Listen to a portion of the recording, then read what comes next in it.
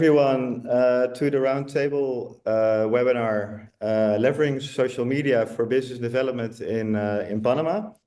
The webinar is organized by Digitut Panama in cooperation with the Chambers of Commerce of Spain, Switzerland and Germany in Panama, and Ciudad de Saber Foundation, the City of Knowledge. It is aimed at you, executives of international companies, either already in Panama, which are most of you, or back in your home countries with a strong interest in Panama. We have, when we last counted, people from over 20 countries and a lot of multinationals in Panama, such as Nestlé, KLM, Air Europe, Van Oort, IBIS Management. Thanks very much for joining here and the over 100 participants we have. I am Remco de Bruin. I'm Managing Director of Digitut Panama. We're an international business development company helping international companies such as yourself to succeed in Panama. We aim for modern business development, combining our digital mindset with creativity and innovation to bring value to our clients.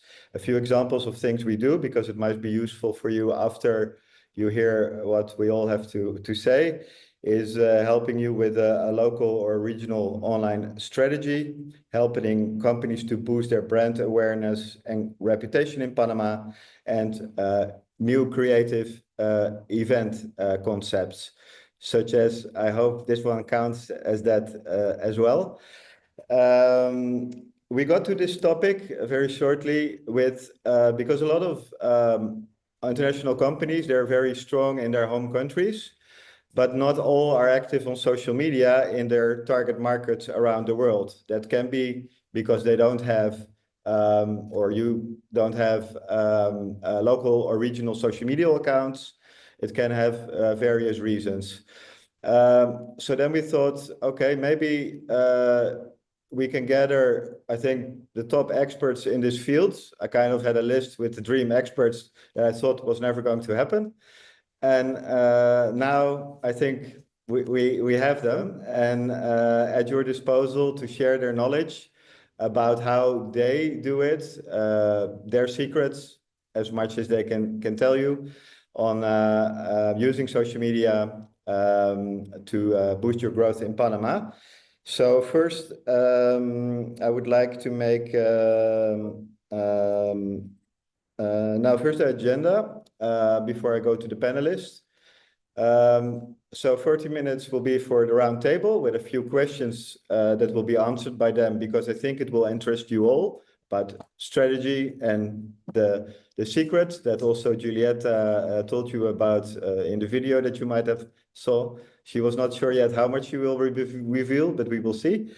And after the 40 minutes, there will be a possibility to raise your questions, your questions you have, what you want to know from the panelists. You can either do that written, but also raise your hand and do that verbally. Please wait with that till after the roundtable. There will be about 15 or 20 minutes of time to answer your questions. I would also like to introduce you to my colleague that we worked day and night together on making this webinar happen.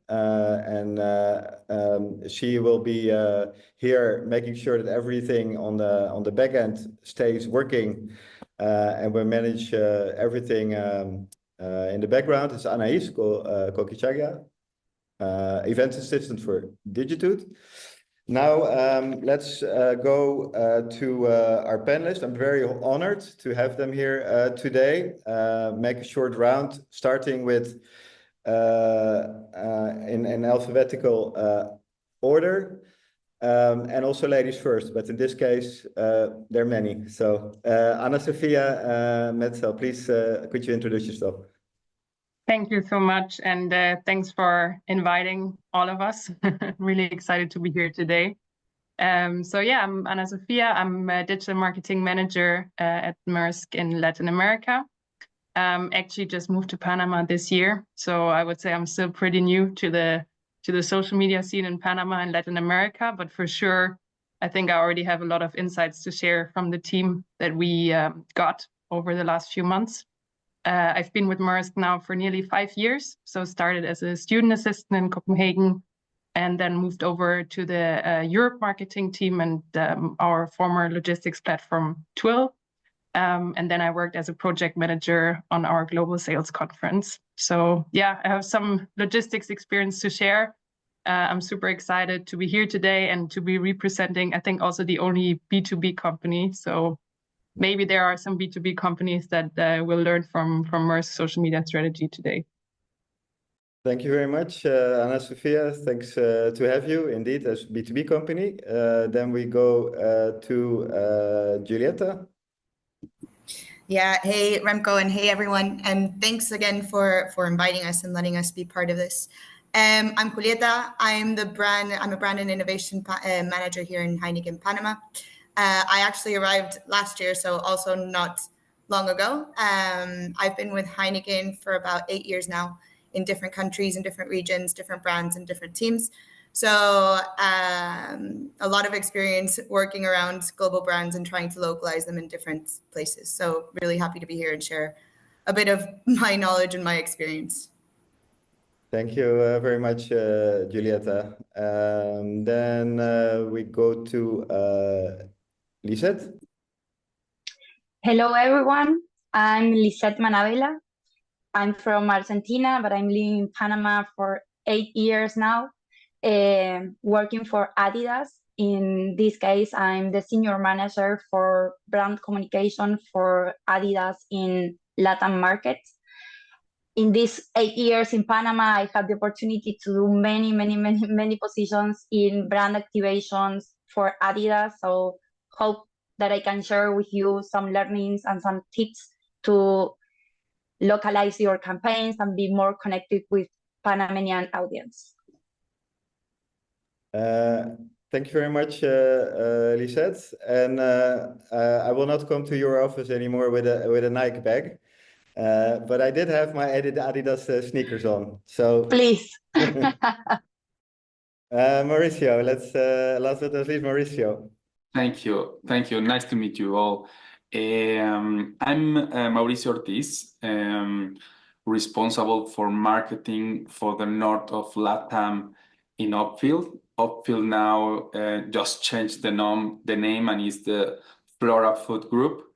Before that, I was working for another food companies, FMCG, as Kraft, Mondelez, Mary Sant, recently SCT, that is not a food company. So almost 30 years experience in marketing, different marketing roles. I'm based in Mexico, but traveling across the countries that involves the North Latam scope. So really nice to be here with you, and an honor of the invitation by Remco and Anais, of course. Okay, thank you. Well, let's get started then. Like companies working with social media, they usually have goals. There are many goals. If you go to your social media, LinkedIn, and you use your ads, for example, you can choose between many of them. Let's see how that is with the companies, or the experts we have here on the table, what their goals are in Panama as a company, what is important to them. Let's first start with Ana Sofia. What are your goals for Maersk here in Panama? So first of all, as I mentioned before, we're not only focusing on Panama, so just that everyone is also aware of that. We're a very global company, and of course, as we're working on global trade and integrated logistics, for us it's important to keep every country in Latin America under our scope. So for us, it's first of all super important that the customer is at the center of everything we're doing. We're considering ourselves a very customer-centric company. Not only in Latin America, but globally. So that is the first point that comes to my mind. And with that being said, I think customer engagement is super important. AKA, we want to drive brand awareness, and we want to drive also consideration for customers in Latin America. And then, of course, as I just mentioned before, Maersk has been evolving from a only shipping company. I think a lot of people are aware of that, seeing the Panama Canal, to an integrated logistics company. So we're not only doing shipping, we're also doing inland, we're doing customs, we're doing air freight, a lot of services that we're offering these days to our customers. So of course, we're also leveraging social media for lead generation. I think you just mentioned paid here. So of course, this is something we're also utilizing and generate leads for sale. Okay, thanks very much. Just a second. We go to, Lisette, what are your goals as Adidas for, well, Panama or the wider region with your social media? Yes, as you mentioned, Remco, we can have many goals and many objectives depending on the moment and the campaign that we are implementing. But I will say that primarily we use social media for brand awareness and consumer engagement. That's the way we use to connect better with local consumers and to ensure that a German brand can be relevant in a country as Panama or even Caribbean and Central America market. So for us, consumer engagement is something really important, and brand awareness, of course, because if not, the consumers won't know us. So that I will say that are our main goals. Do you have local social media accounts like Adidas Panama on Insta or on LinkedIn, or regional, or how does that work, the setup? Okay, in Adidas, we have, of course, the global accounts and different accounts for sports. And in Panama, we have an Adidas PA account that is managed for our regional team, and the content is made by my team. But as I mentioned at the beginning, I'm not only doing the management of Panama, I am also doing the management for Caribbean and Central America, Uruguay, Ecuador, Bolivia, Paraguay, and in those markets, we don't have an own social media. But even without the own social media, you can use marketing strategy to get closer to the consumer. So yes, I have a mix. I have the local account in Panama, and in other markets won't. Would you recommend that setup, like having local accounts in the markets you want to sell or be visible, or? I think that is a complex question. Let's say if you have a local account, you need to keep the local account alive. You need to have relevant content. You need to plan. You need to have a calendar. You need to ensure that the consumer use your account as a single point of contact for your brand in the country. And to do that, you need to invest, no? You need to have money to secure you have the right content for the right audience and the right amount of it. So if you have it, and if you can ensure you maintain and keep your global standards for your country, I will say it's a good strategy. But then you need to be very careful, because you need to ensure you keep your audience alive. And if you are a global brand, you need to sustain and keep the global standards here. Okay, no, thanks. I'm gonna get back also to Ana Sofia on that. But first, let's move to Julieta, the goals for Heineken. Because you also, I know you are, it's Heineken Panama, and you have local accounts. What are the goals you aim to achieve with those? With your before answering your question, I just want to add on to what Lisette was saying, because I also think it depends on what stage your brand is in the market. So if you're just starting out, maybe it's not worth the investment and it's not worth the efforts. You could just manage it from a regional point of view. But once your brand really starts growing, you need to get closer to your consumer, and that's maybe when you need to start considering a local account. But going back to our goals, I think there's two sides of it for us for Heineken. So for one side, we have our corporate accounts, which are local as well, because Heineken Panama is a local entity. So from that account, I think we try and build awareness or generate awareness around our CSR program, which is around, first, it's Brewing a Better World, which is all around sustainability.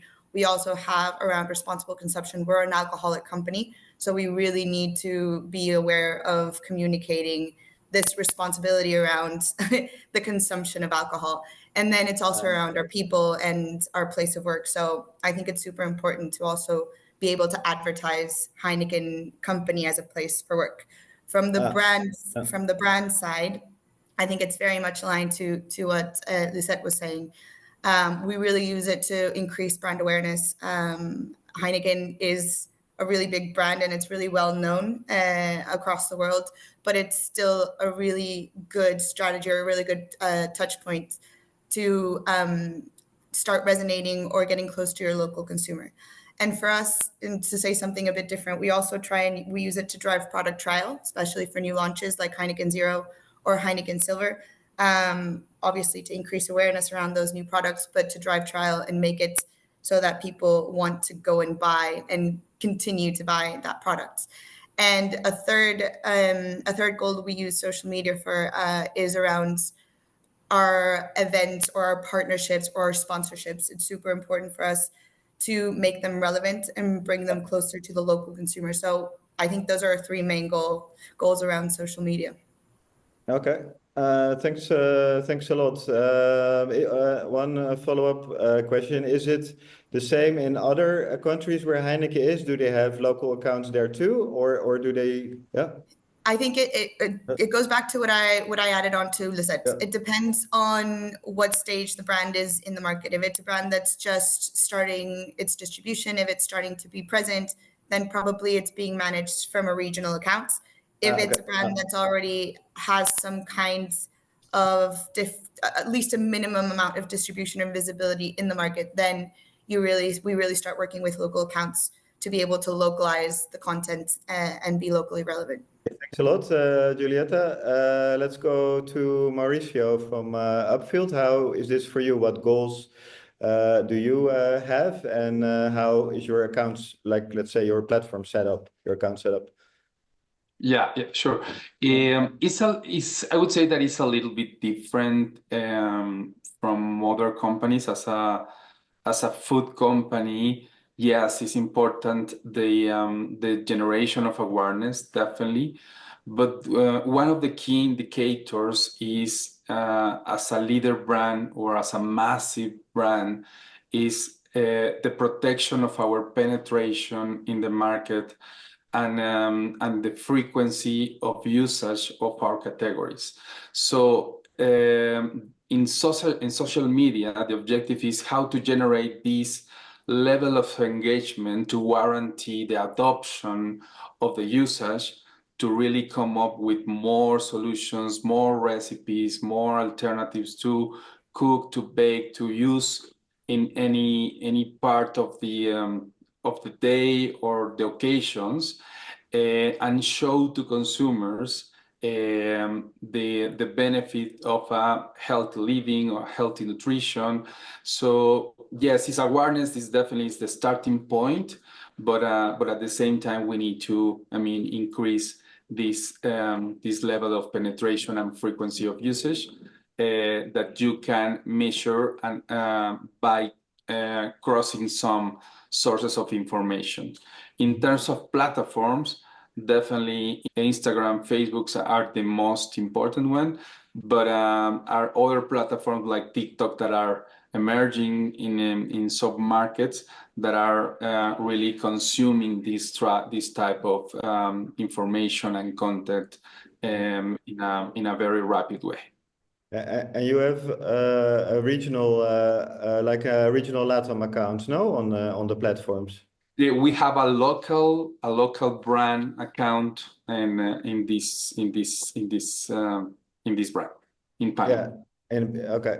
Then let's quickly go back to Ana Sofia. So, how is your, let's say, setup with the accounts? Is it from your global account, regional? How do you work in general there?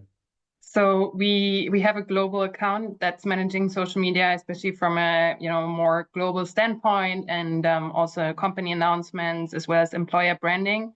We just mentioned this as well, right? Employer branding is super important too, but of course it's not the first thing we're doing in marketing in Latin America. So for Latin America, we are focusing on purely Latin America. So that means we have a regional setup.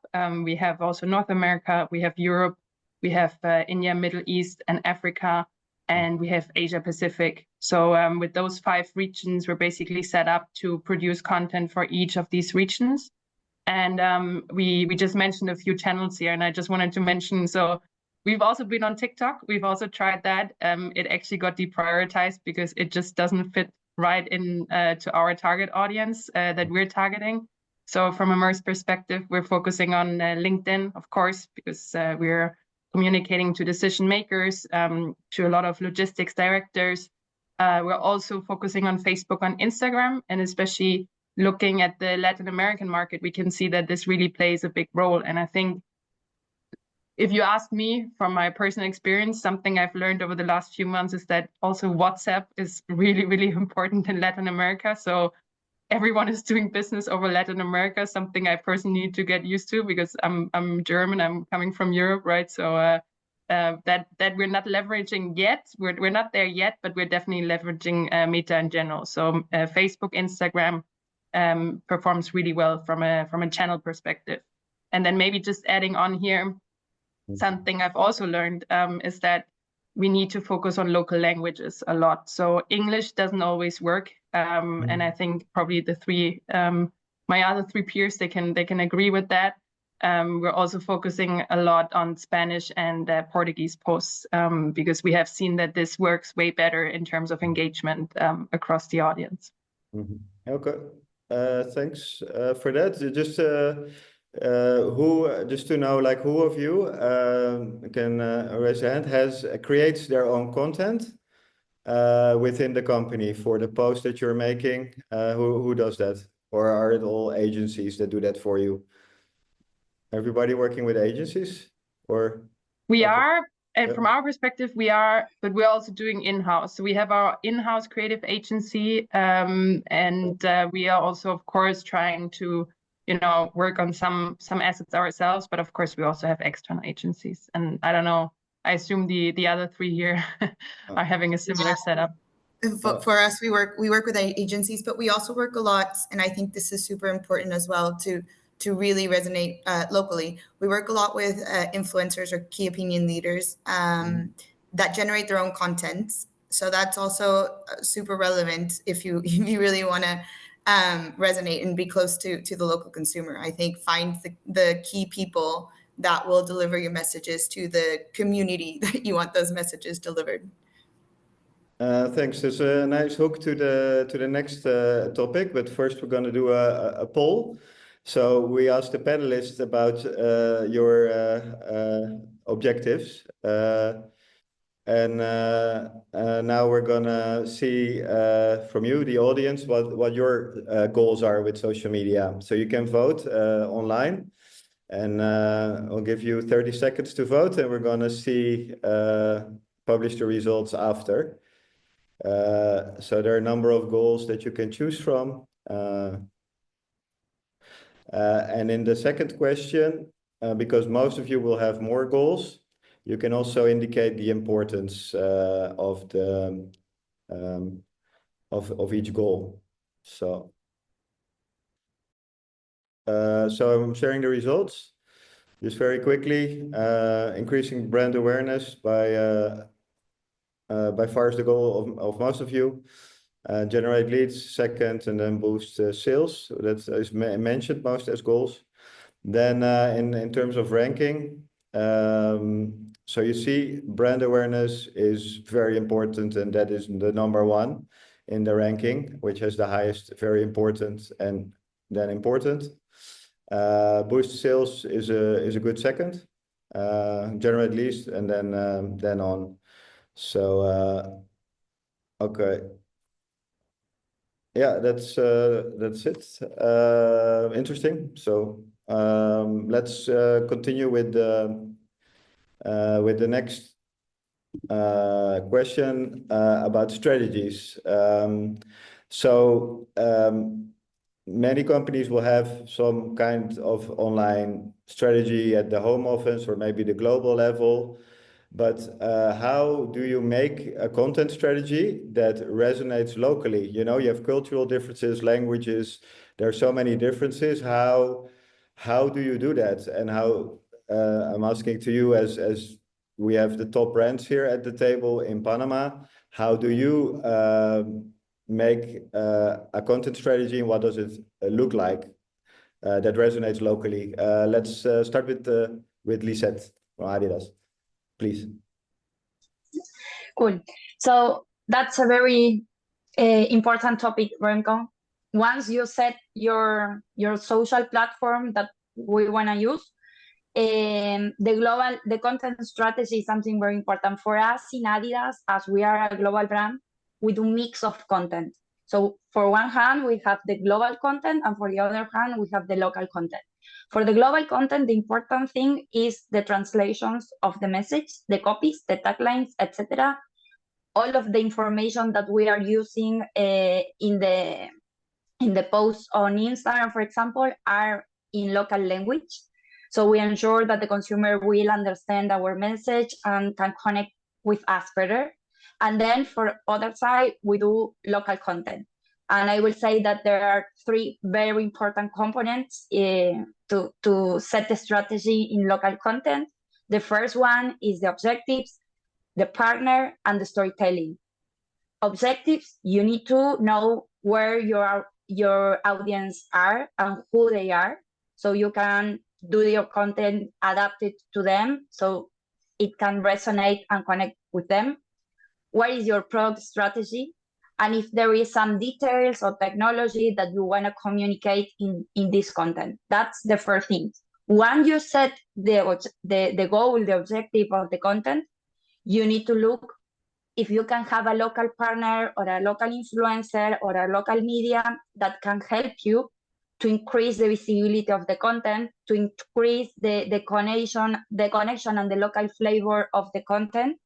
And that will help you to validate your message, because it is always better that someone else speak for you, because we'll give more credibility to the message. For example, in our case, if we want to promote a runner shoes, we use and we look for the most influential people in the country to do the content with us.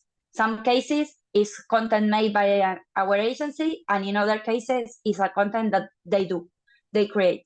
And also storytelling, no? For us, we are very focused and targeted to Gen Z consumers. So content in reels, very quick, that inform, but also that is fun, is catchy. It's like the main storytelling strategy. And you need to focus on create a content, a local content that the consumer can skip, no? That they want to know more and connect better with you. So I will say that that's like the main content strategy for us. Mix of global and local, and in local, know very your audience and do something that resonates with them. Okay, thanks a lot, and also interesting that you mentioned the influencers that you use at the local level. That's it's a good tip. Also, we could think of doing that. Well, actually, in the promotion of the webinar, maybe a little bit with the attendees that promoted it, it's kind of influencer marketing, no? But let's go to Mauricio now.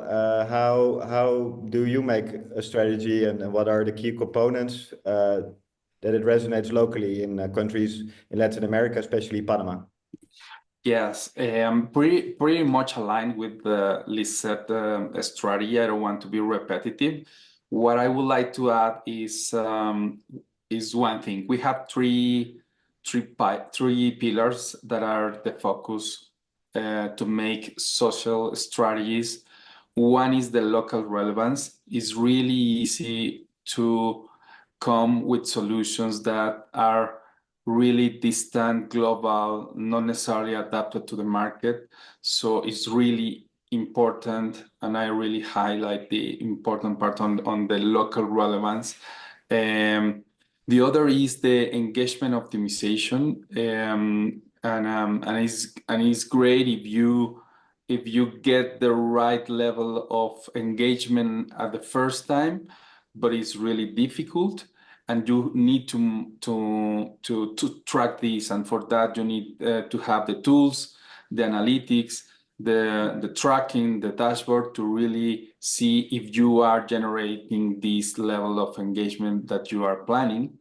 And the other is once you have this local relevance, this engagement or optimized engagement, then make sure you have conversion-driven content. So, and this is the most important part, because at the end is the trigger to generate an eventual purchase of your product or acquisition of your product, depending on the category or the product. Because if you don't have this final part of the social strategy, then you are simply out of the strategy, and you are only generating good awareness and good engagement, but not enough to generate the final transaction that is the most important one. So I just want to add these three things over the Lizette good points that are already made. Okay, then we thanks Mauricio. Then we move from B2C to B2B to Ana Sofia. So what does your strategy look like on a local or regional level, Ana Sofia? And any secrets that you want to reveal are very welcome. Yeah, I was smiling when I heard about the influencers. So I wish we had a lot of influencers, but I think our influencers are a lot with, for example, seafarers. We're sharing a lot of stories, what our seafarers out there are doing. But as such, I think our strategy is similar to what Mauricio just mentioned. So of course, we also, we keep the marketing funnel in mind. And I think if you start from the bottom, so from brand awareness, the first thing I think that comes to my mind is that we're doing a lot of market insights. So we have an amazing team within our marketing team that's driving market insights for Latin America. So here it's super important to know trends, for instance, that are coming in logistics or that are relevant right now for our audience that we can then use for social media posts where it comes to numbers, to statistics. We know that especially our audience, they really like to see numbers and trends. We're also utilizing those then in webinars, in white papers as well, or in ebooks that we're producing for the different industries that we're serving. And then I think another trend or another part of our strategy, let's say, are events, because we know that especially in Latin America, people really like to connect on a personal level. And as I just mentioned, we're a B2B company. We might not have that many influencers, but I think we're really trying to connect on a deeper level with our customers, so directly with our customers. So for instance, right now we're driving an event around Latin America that's called Connections, where we're basically in every country. We have done that in Panama already a few weeks ago, bringing people together to discuss current logistics trends and events. And then also open the floor for networking afterwards. So yeah, I think that's pretty much what we're doing from a strategy perspective. Okay, thanks a lot, Ana Sofia. And then we go to Julieta. How does it work for you on a local level, your strategy and the main lines or the main parts of it? Yeah, it's going to be very hard not to repeat a lot of what Lizette and Mauricio said, because I think those are the key things around the content strategy. But for a global brand, and I think it's applicable to anyone, it's super important to understand. And I know it's a bit different sometimes because global brands have very strict rules around what you can and can't adapt around the content, that you have to apply the same messaging. same type of content. So I think it's really important to first, and once you have your social strategy, is understand who your consumer is and where they are. So who are you trying to reach and where, and adapt that global messaging to the local tone and the local language. I think that's the famous go glocal is super important to be relevant in a country. I think we've repeated this a million times. Include influencers, include people that are known and relevant to that audience that you're trying to reach.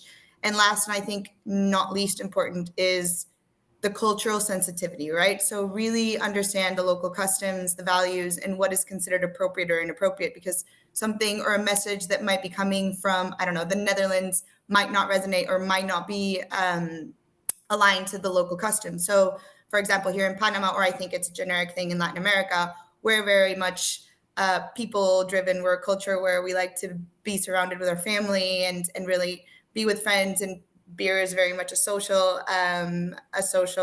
drink. So really try and incorporate those local things around your messaging to really resonate with the people you're trying to talk to.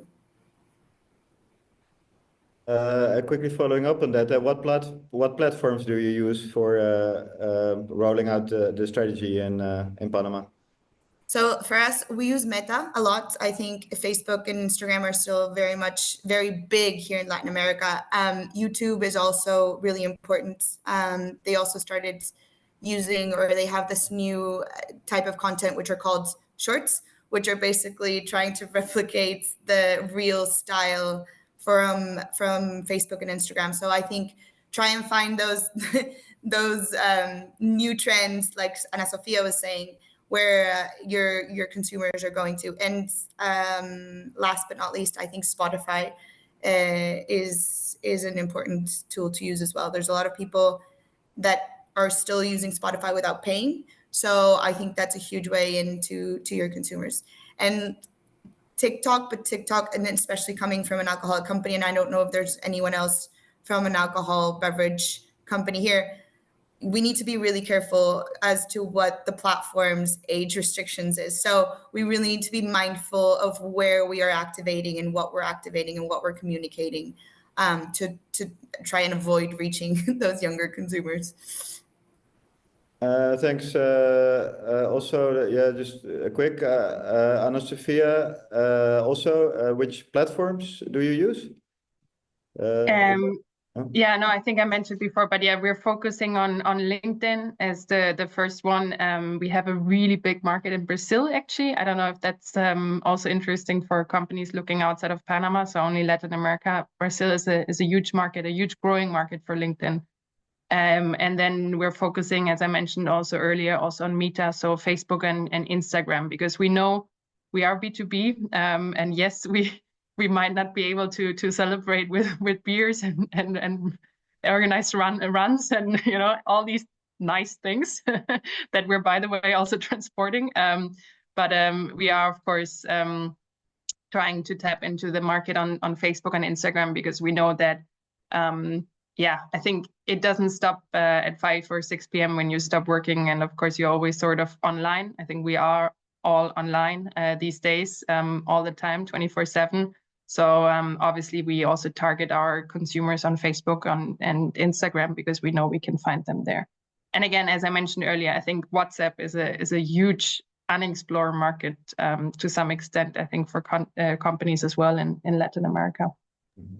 Okay, thanks a lot. We're going to now ask the attendees, the audience, with a quick poll, what social media they think is the most effective that they use. So give 30 seconds, 40 seconds for answering. Please vote. Now, just quickly, the results of the social media. LinkedIn came out first, and as a B2B oriented company, I also agree with that, but B2C companies might differ with that opinion. Instagram is a good second, very close, but surprisingly, Facebook very low, and TikTok as well, because, for example, the growth of Instagram and TikTok if you look at people and accounts, is huge in Panama. LinkedIn is used less in Panama in number of accounts and people, but it's still, it works for B2B purposes. It works very well. So this is what you say. Thanks a lot. We now continue with our last question. Before we go to the audience, I think it's important that with these companies and experts around, to have a number, like let's say 3, if you have 3 tips and tricks or do's and don'ts, what you recommend the audience, people from international companies, what they should do, or maybe what they shouldn't do. Let's make a round with your top 3 tips. Ana Sofia? Yeah, so I think, first of all, as I mentioned before, start by analyzing your audience. I think that's the first tip I can give and the first do. Then I would say, make sure to experiment and to innovate and come up with new ideas. Like, I think it's also important to fail. I think that's fine. But try to find out, I think, exactly what Mauricio mentioned earlier, like what hits the sweet spot and what doesn't. And then I think also be authentic. So try to keep being your brand, but be authentic for the market as well. So make sure to fit the audience, right? And keep always in mind what the trends are too. For the don'ts, I don't have that many don'ts, actually. I think, first of all, it's important to not talk bad about your competitor. We're in B2B. We're not speaking bad about the competitor. And I assume it's the same for the others here in the room for B2C companies. And I think also, again, it's super important, like not talking too much about sales-focused content as such, but really to make it brand awareness, to make it engaging, and to not directly sell something to the customer because it won't resonate. And then I think the last thing, I mentioned that earlier as well, try to stay local. So focus, like don't only communicate in English with your audience, but also make sure to articulate yourself in English, Spanish, and Portuguese in Latin America. Thanks, very, very helpful, these tips. Then let's go to Giulietta. Now we want to hear your secrets, Giulietta, so go ahead. No, I think my secrets are very much, I think, aligned to what Ana Sofia was saying. I think the first and most important thing to keep in mind whenever you're going into any new market is know who your audience is, research your audience, and know where they are and know where to reach them.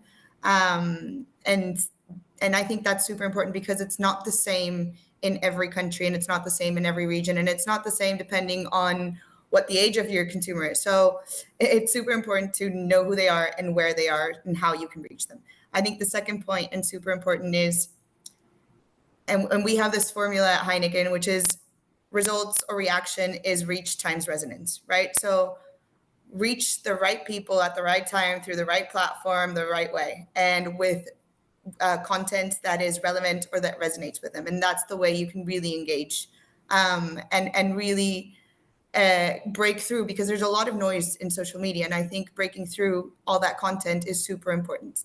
And I think last but not least, and I think I mentioned it before, be authentic, stay really true to what your brand is, who your brand is, what your message is, but really keep in mind that cultural sensitivity and that local tone, local language, and that, you know, all that's relevant to your local community, because otherwise you're just not going to match, and it's not going to, no matter how much you invest in social media, if you're not reaching them with a message that really resonates with them, I think it's not going to make any difference.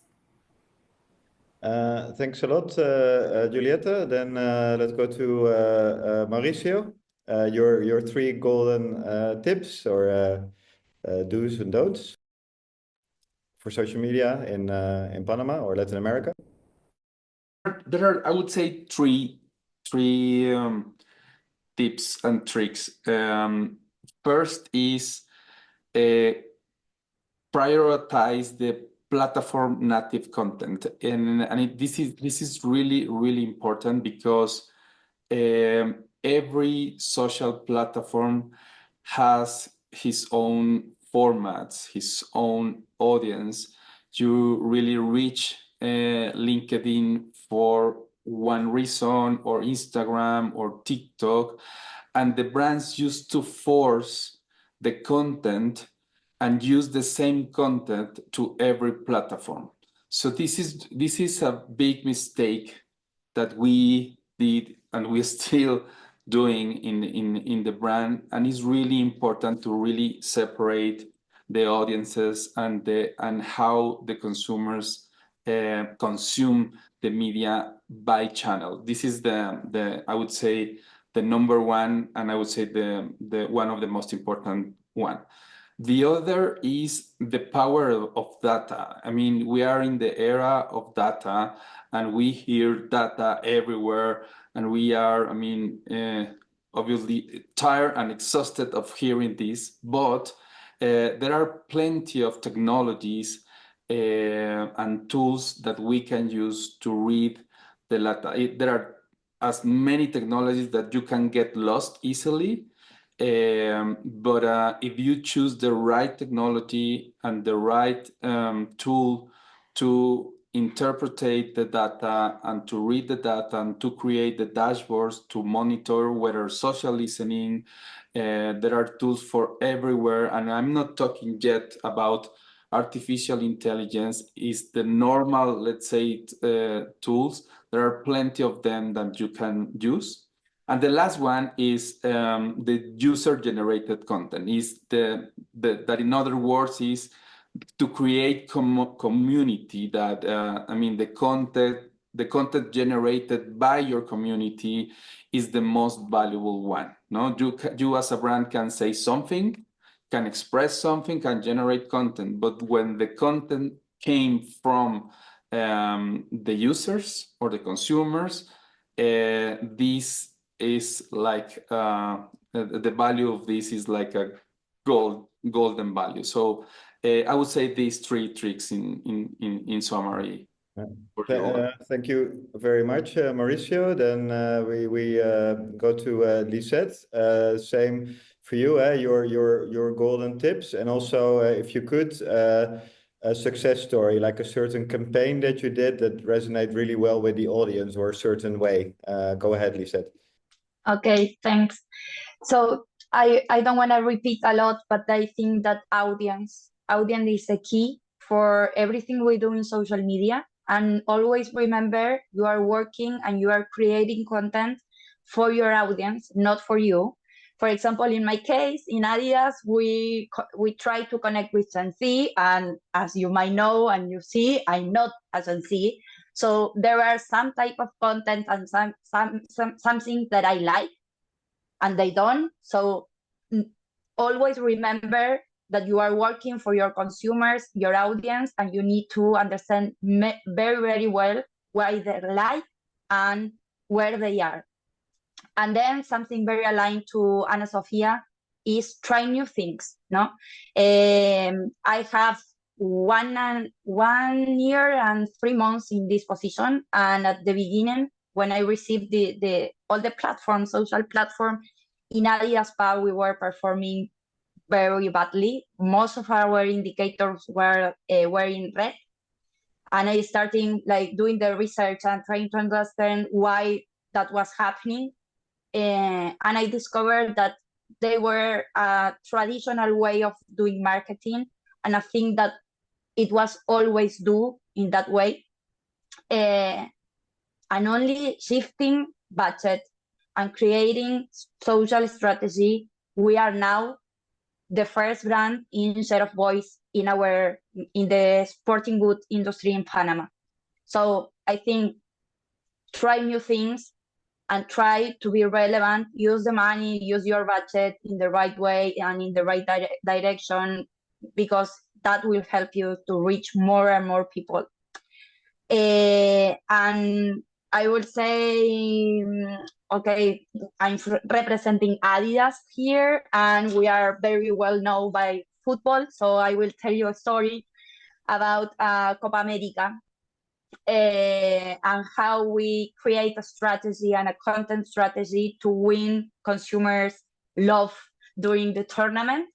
And that was the first question that we did ask, is how we gain consumer loves during the tournament, considering that the tournament, it wasn't sponsored by us, and the Federation jersey of Panama, it wasn't sponsored by us, no? So it was like two big no's, but there were many yes. So you need to focus on the way where you can play and where you can do the better, no? So there was this global campaign, F50, that is a new boot, or for the Latin consumers, F50.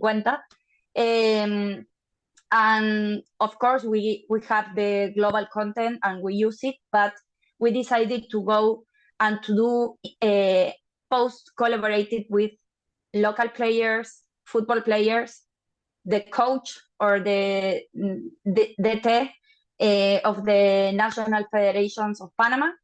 And also we invited, even Copa America is a male consumer, or male focused audience, let's say. We included also a female football player, that was Marta Cox, in the content strategy.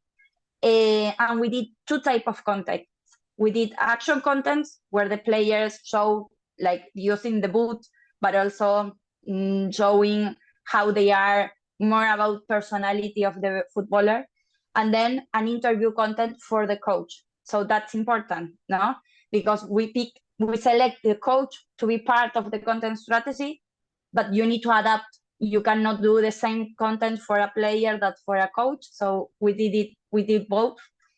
And we posted during the tournament in collaboration with them. And as a result, I can tell you that the local content performed 10 times better than the global content in our social platforms. We not only gain like the male audience, but also we include, and we were more inclusive with the female audience too. So it was resonating also for both. And in terms of sales, we have a very good sell-through, more than expected for this type of campaign. So at the end, I will say that you need to find the way to make your message or your product relevant in the moment. Ensure that you are, as a brand, in the right moments. You all know your brands, your calendars, and where are the key moments. You need to play there, and you need to play very well.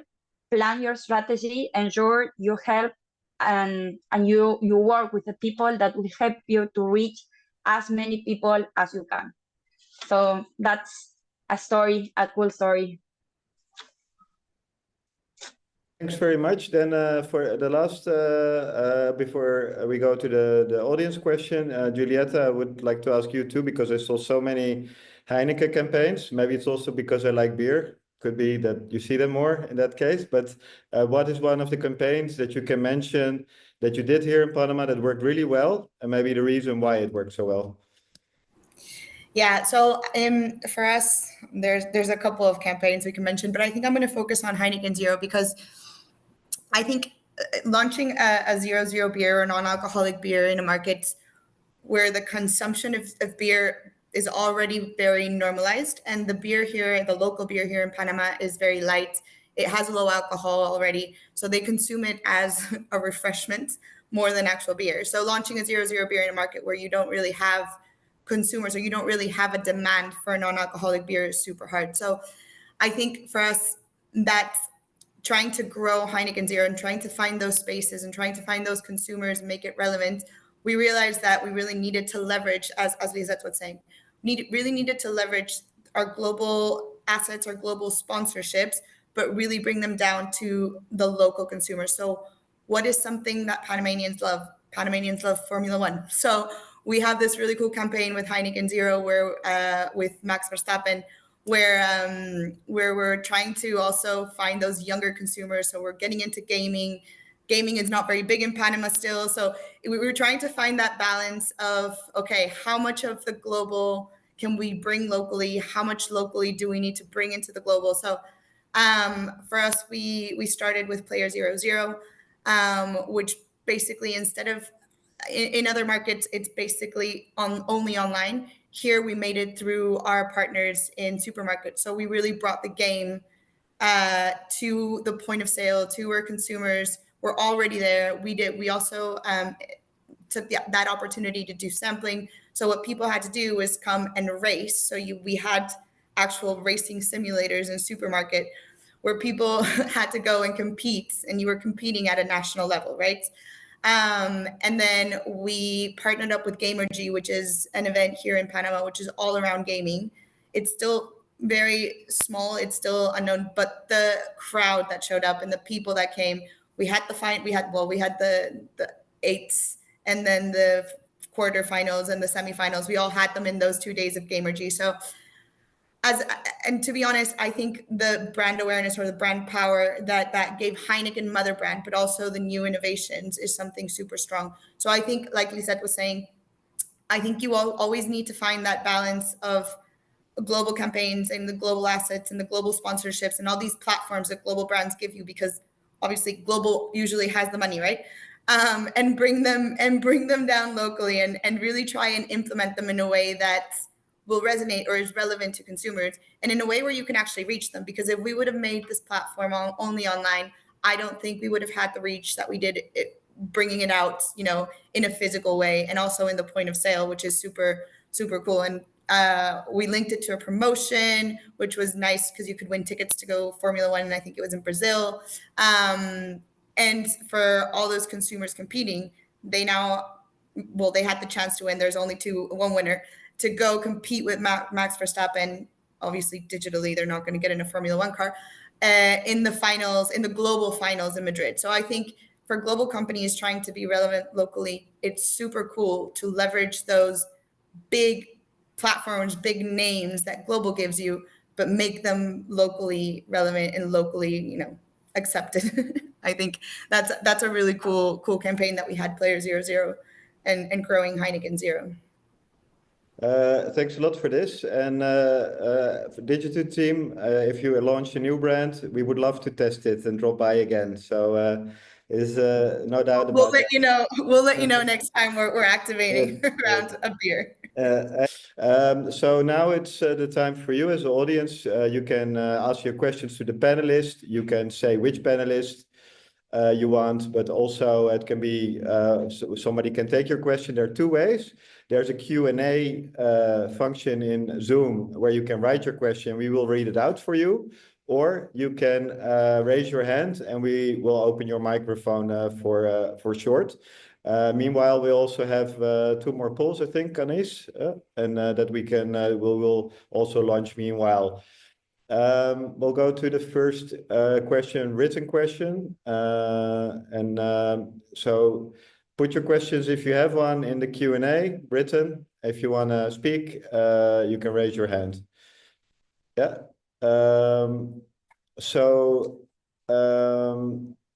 I'm in the sport. That's Mario Fernandez. Thank you for your knowledge. I'm in the sports market.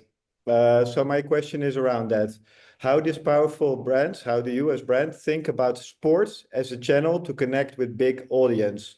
What types of sports projects locally, Panama, do you support? Well, I think at least one of you is very related to sports, but more of you might do that. Well, Lisette, maybe you want to comment on this? Yes, I think that I quite answer with the example that I did for Copa America. That's like one of the biggest tournaments we have in LATAM.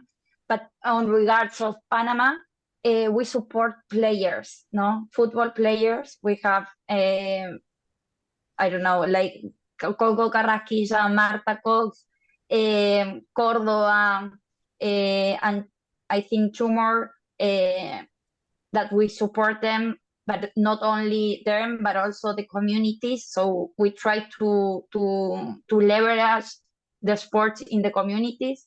We also support running. We have an Adidas Runners community that we give training for consumers that want to know how to run or want to run a marathon. We give them trainings so they with a staff that is very well trained to do that. We also have basketball. We are right now the main sponsor for the Panamanian Basketball Federation, and we also have some players there. And also we have and support tennis and paddle. No, if you are in Costa del Este maybe and you are playing in the court there, we are a sponsor of many of them. So I will say that that's like the main sports that we are supporting in Panama. And as a tournament, but also as with players. And I forget someone very important, that is Liga 10. That is a school tournament, football tournament for very young players, and it's helping to develop the sport in Panama. And I'm sure we have like the right audience, because that are the people that we want to connect and we want to have with us. Thanks, Lisette. Anyone else want to comment on this question, or we go to the next one? No, I think I just want to add, as a non-sports company, I think if you're going to sponsor or if you're going to partner up with any sports league or if any particular sport, make sure that the brand's personality is relevant for that sport. So with Heineken, we have that platform for the Champions League and we activate that. But at Heineken Panama, we have a portfolio of different beer brands that we activate differently. And depending on what that brand is, we link it to a different sport, but more the social side. We're not going to go like Adidas and go for the performance side of sports. Okay, thank you, Juliette, for the answer. We go to the next question. And meanwhile, we have a poll that you can vote on the challenges you have for using social media in Panama. A question from Marie-Noël Landa-Souri. Hi, Marie-Noël, welcome.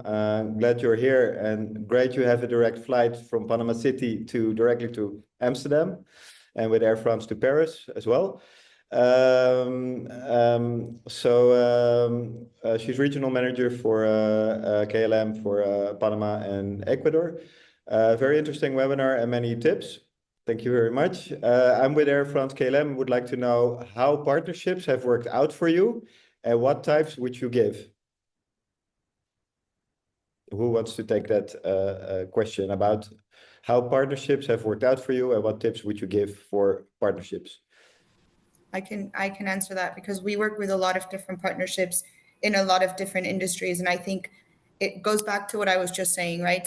I think make sure that the brand you're partnering with has a personality that makes sense for what you're trying to partner with, has the same types of values, is trying to communicate the same type of thing. So for example, for beer, we're a social drink. So I'm not going to partner with a yoga or relaxation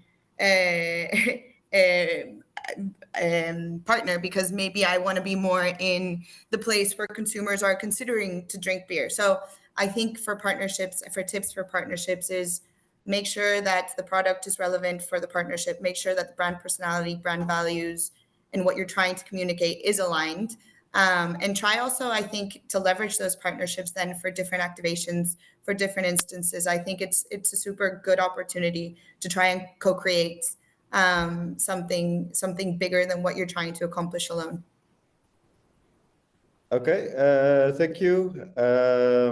Then we go, or anyone else wants to answer this? Otherwise, we go on the partnerships.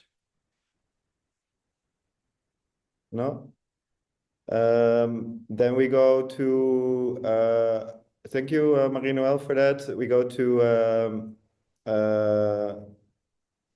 ISIS Villarreal.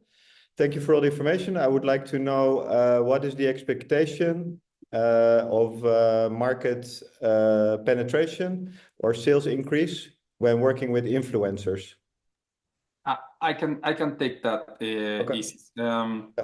It's Yeah. it's a very important question, and obviously depend on the type of influencers that you use. You know, there are a scale of influencers, from the targeted, let's say, to the macro influencers to celebrities.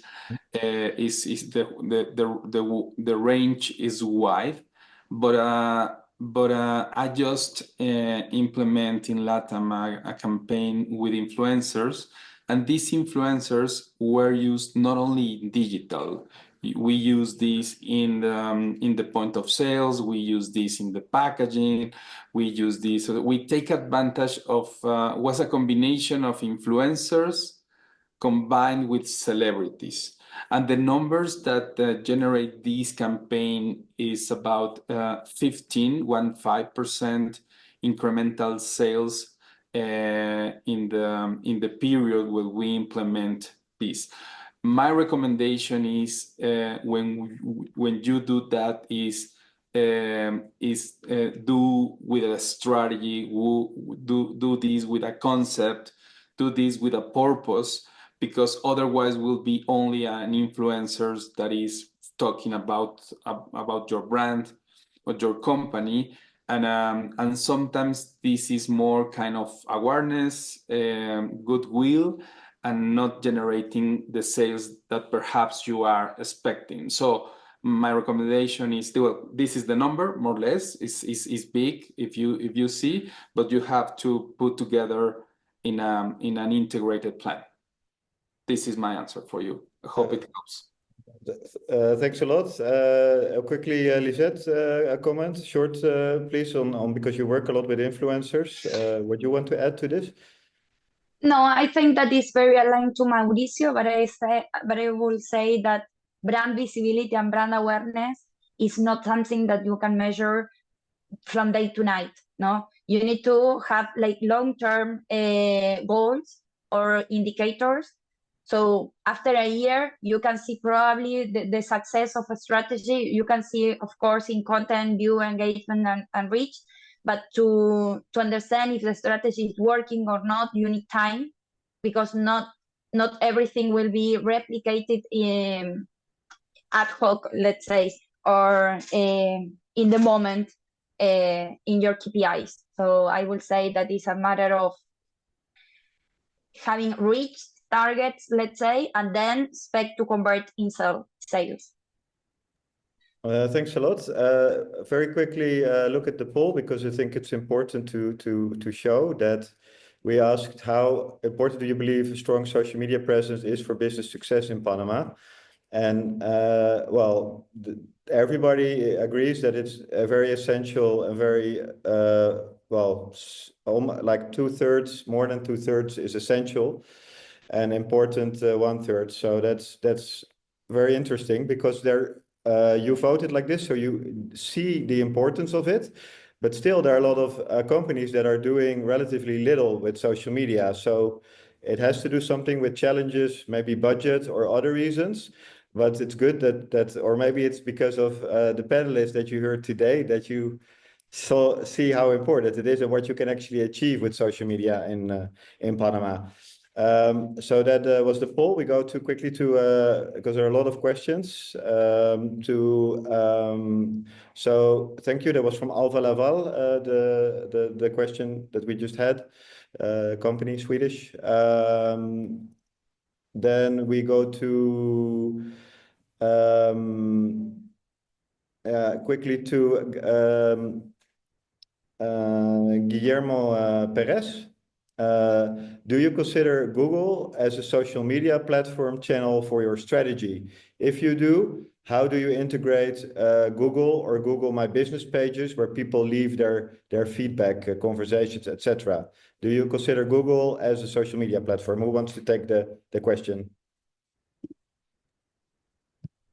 For us, Google is a platform where we play with paid media to generate traffic for e-com, for example, that we had in Panama. So for me, it's not a social media.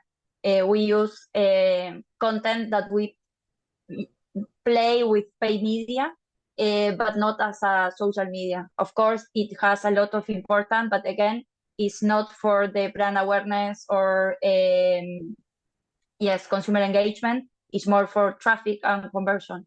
No, I in agree. our case, no. Okay, cool. Yeah, I No, I agree. also totally agree. Yes. Yeah. Okay. Thanks. And I think yeah. And I think maybe just to add on this, I think it's also part of the content strategy in general, right? Like talking about search engine optimization, that's also really important. But I don't see Google reviews or anything like that part of, I don't think either of you guys, but because we're not a cafe or a restaurant or something, right? So I think if someone wants to rate us, then it might be the office or I don't know, but I don't think it is the brand or the product itself. So I don't see that as a social media as such. Thank you. We go to an oral question of Jessica Witzel from Pernod Ricard. I will give you the microphone, just a moment. Hi all, thank you so much for this really insightful webinar. I just arrived like 3 months ago, so I'm quite new, I'm still discovering, so that's super interesting. I was wondering more from a broader perspective, in percentage, what part does the social media play in your overall marketing strategy? For example, out of home, because here in Panama, I think that's also one of the first things you see, these big GC Deco posters. So to really get an idea of your broader marketing / media strategy. I can take this. Mauricio, go. Yeah, go ahead. Who wants to take it? No fighting, please. Please, ladies first. Okay. No, I think this also goes aligned to who your target audience is. What I said before is know where your consumer is and know where to find them is super important. For us, for beer, it's a very massive market, depending on the brand and depending who I'm trying to target. So if I'm targeting my volume market, it's a very big consumer pool. So I think for us and here in Panama specifically, it's still very much a traditional market. So out of home, TV, radio are very big touch points for our consumer. In Panama, I think, Jessica, you realized we're always stuck in traffic.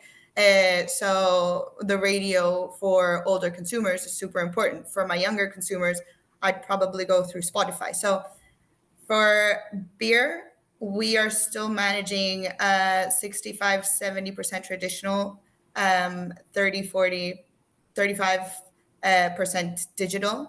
But I think as time goes on and as our consumers evolve and the younger consumers start growing up, I think that's going to start shifting to the other side.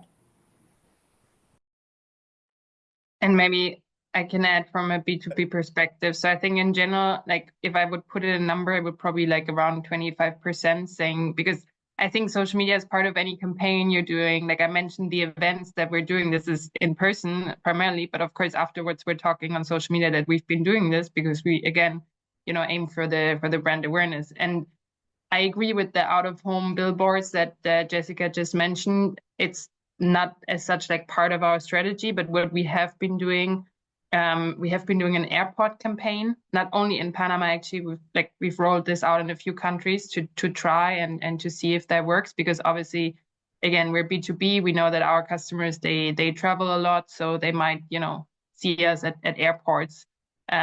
Maybe that's also inspiration for others. Oh. Okay, I think, well, yeah, we have, there's so many questions. I think we have to call it a day, but the questions, well, we do one more, and the rest of the questions we'll answer you by email. We'll ask, if of course you want to cooperate, do it by like a written reply. So Maria Alejandra Chacon from Air France. Thank you. The question. Just a moment. which platforms you use to find the right influence for your brand, and which criteria, besides number of followers, do you use to select them to have a successful influencer campaign? Who wants to take this? Yeah, I can. There are many, as I was mentioned before, depending on the type of search that you are looking. Just to give you numbers, perhaps you are looking for some numbers. Aspire, IQ, Influencity, Tracker, Teen, Crowdrift. So there are these type of technologies that help you to find the right influencer for your brand, but also monitor their audiences and then track what is happening with this. But there are many, so you can, evaluate these in terms of your budget, in terms of your cost, etc., and the type that you are thinking. But I can try to send you these names of tools in the chat somehow. But we'll make sure that you get that. Who else wants to answer this question on the influencers? I can complement Mauricio. In my case, we work with a PR agency that, based on the requirements and the strategy for the campaign or the product, they search for which are the most the match, let's say, of where between what we are looking and what they are, or the audience that they have. Once we get the names, I use Hype Auditor. That is a platform where I can see the type of audience that they have. So in my case, it's not about the number of followers. It's more about the strategy of the campaign. I have campaigns that are very for a micro market. Let's say, for example, a sneakerhead, or the people that have collection of sneakers. When we have a special drop, we use influencer that has only 2,000 followers, for example, no? And it's okay, because it's worked for the audience and for the objective. But then for a massive campaign where we have to sell many shoes, we use massive influencers or even celebrities, no? So it's more about the goal and the objective of what you are trying to do, and then you will select the influencer that has the right audience. And in Hype Auditor, I have the opportunity to see measurements as age of the agent, the age of the audience, gender, etc. Thank you a lot. Thank you very much, Lisette. And there's still more questions, but Robert and Marielle will get back to you in writing on that. I just want to close the webinar, but also what now? Because you heard so much valuable information, at least I think it was, with all this expertise. So what now? There a number of ways that you can give follow-up. There's a lot of information on Google. We'll publish a follow-up blog as well with some extra tips. And the recording of this webinar will be made available on our YouTube channel. So we listed our social media channels that you can follow, and also keep or stay up to date what's happening in Panama for international businesses.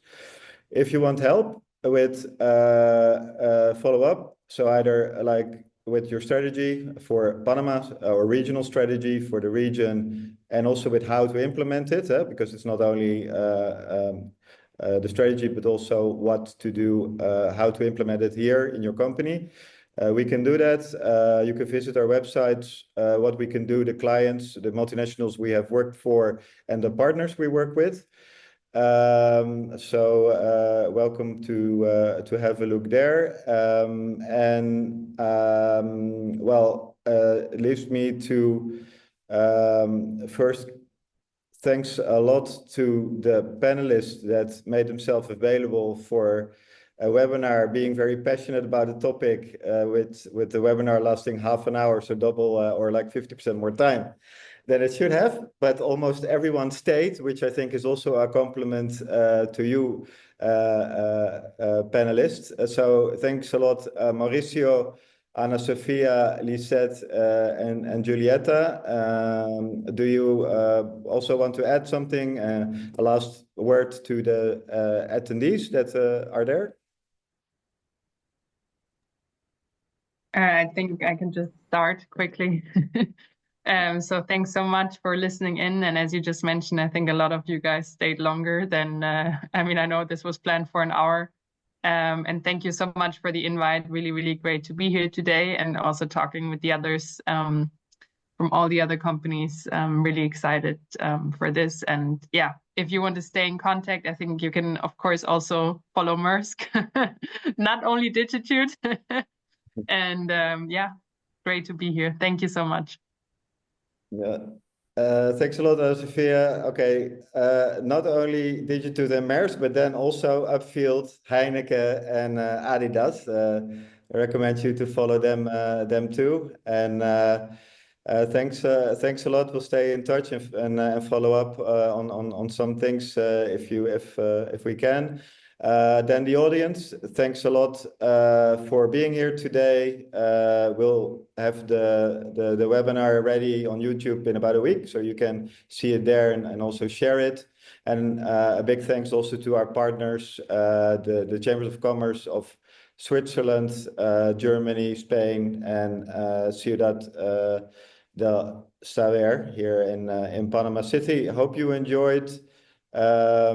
Thanks very much, and have an amazing day. Thank you. Bye. Thank you so Thank much. you. Thanks. Bye. Bye.